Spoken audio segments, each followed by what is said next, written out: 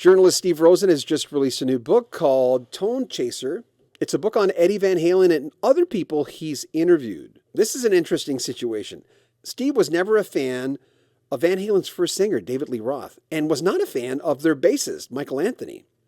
But here he is, really good friends with Eddie Van Halen, basically the leader of the band. So Steve Rosen's writing this book on Edward Van Halen, as he calls him, called Tone Chaser.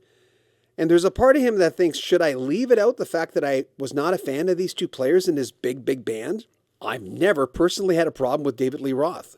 I've always really liked Michael Anthony, but it doesn't mean the next guy does, right? Steve Rosen talks about balancing that and how to be honest in writing that book, Tone Chaser, on Rock History Music. I love Sammy Hagar, by the way.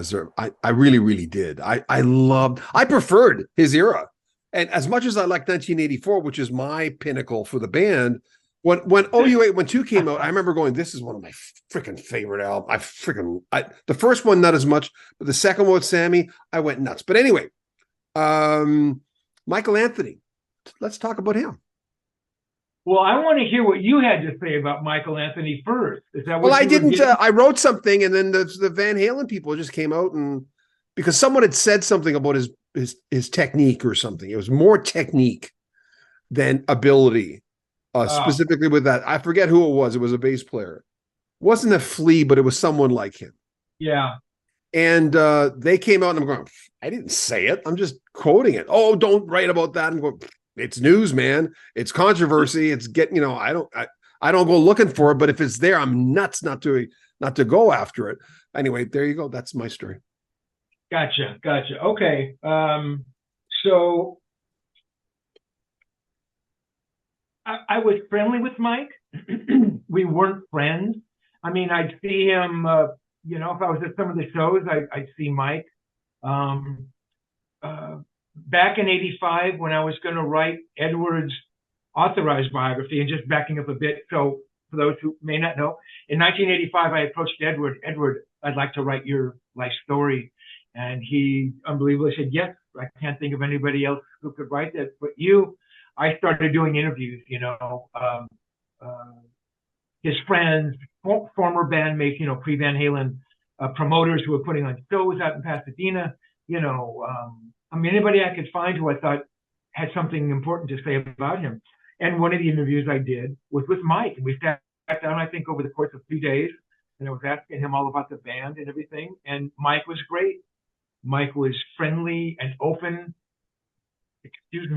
and honest. Those interviews are actually up on my YouTube page. And if you want to hear Michael Anthony talking about David Lee Roth in not so pleasant terms, go ahead and listen to that. He was extraordinarily honest. So I was very friendly with Mike.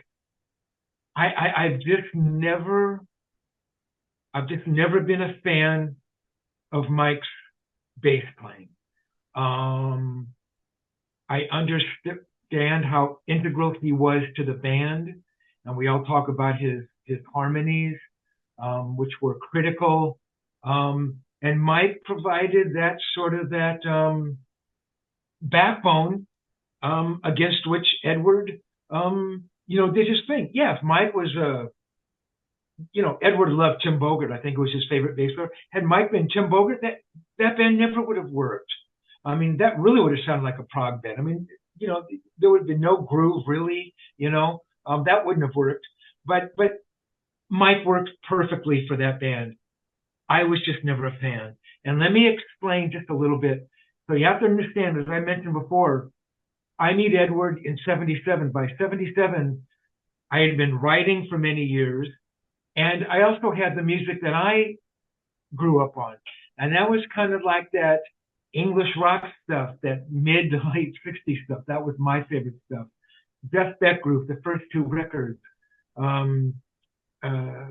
Hendrix, Cream, Jack Bruce, The Who, John Entwistle, oh my God, Chris Squire, and those are the kinds of bass players that I was used to listening to. So hearing Mike, it was different. It was just a little different thing.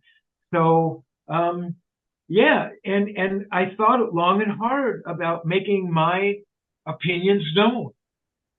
I didn't want to hurt him. I didn't want to embarrass him. Not that my comments would have meant anything to him, um, but that was the last thing on my mind. But I knew from the beginning of the book I had to be as honest as I could be, not only about Edward, but about myself. And, to hide those feelings, I just, it didn't seem genuine, and I expected some backlash. And to be honest, I don't think anybody has ever said, "Oh, Rosen, you stupid, Mike's the best bass player in the world." And hey, excuse me, I want you to think that. People said, "Hey, man, you don't get it. Mike's really good in that band." I go, "Hey, okay, fair enough." So those are my feelings about Mike. And similarly, if we jump to the next guy in line here, John, I mean, Dave was the same way. I'm used to hearing vocalists like Jack Bruce and Steve Winwood and Roger Daltrey and Paul Rogers and Gary Brooker and, John Anderson and just these singers that I thought were remarkable, and Dave had this thing in his voice that just irritated me. Again, I understood that without Dave, there is no Van Halen, at that point. And Edward was smart. He understood that he needed a front guy, a big, huge, bigger than life front guy, because Edward was not that guy. And again, I interviewed Dave once. I think it was Women and Children first album, and Dave was Dave, and he was funny and he was bright, but we really didn't have much interaction. Again, I think we were friendly. I think I may have ran into him a couple times. Van Halen used to have like these huge pre-production rehearsals. And, I kind of see Dave there a little looser, and Dave would come off the stage and maybe wander around a bit. We'd say hello. And that's about it. There is an encounter I did have with Dave later on when he's at a club out here in the Valley, just Vitalis, which is Billy Sheehan's pre-David Lee Roth band. And he's there checking out Billy. And I run into Dave and we have some words. I mean, pretty cordial, but I kind of expressed my feelings to him about, and I don't want to give the book away, but, "Hey, man, you really don't respect Edward, do you?" He goes, "Yeah, man, I do." I go, "Well, you really don't show it, And that was my feeling. So maybe that's why Dave left a little bit of a bad taste in my mouth. I don't know. I don't know. I think if you're playing in a band with Edward Van Halen, this is just me. You should be working 24 hours a day, doing everything you possibly can to bring Edward's artistry to life. And again, I understand that Dave wrote lyrics and melodies, but he's writing lyrics and melodies over this music that Edward Van Halen is creating. So that's just me, that's your gig, man. Do everything you possibly can. Don't go off on a vacation for 3 weeks when you're supposed to be back rehearsing. So. Chaser is the brand new book by Steve Rosen, who knew Eddie Van Halen going way back to 1977. It's a great book on so many different artists. Ronnie Montrose, an interesting run-in with him. Paul McCartney, Joe Cocker, Led Zeppelin, AC/DC, most notably Bon Scott, Ritchie Blackmore. Now that's a colorful story. But mostly Eddie Van Halen, who he knew, like I said, going way, way back before the first Van Halen album was ever released.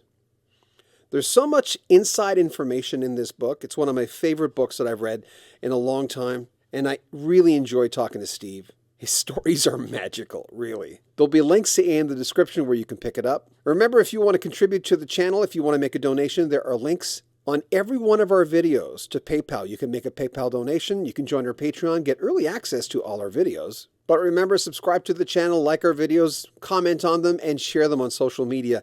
This is John Beaudin. More from Steve Rosen coming up in the next 2-3 days. This is Rock History Music. Take care.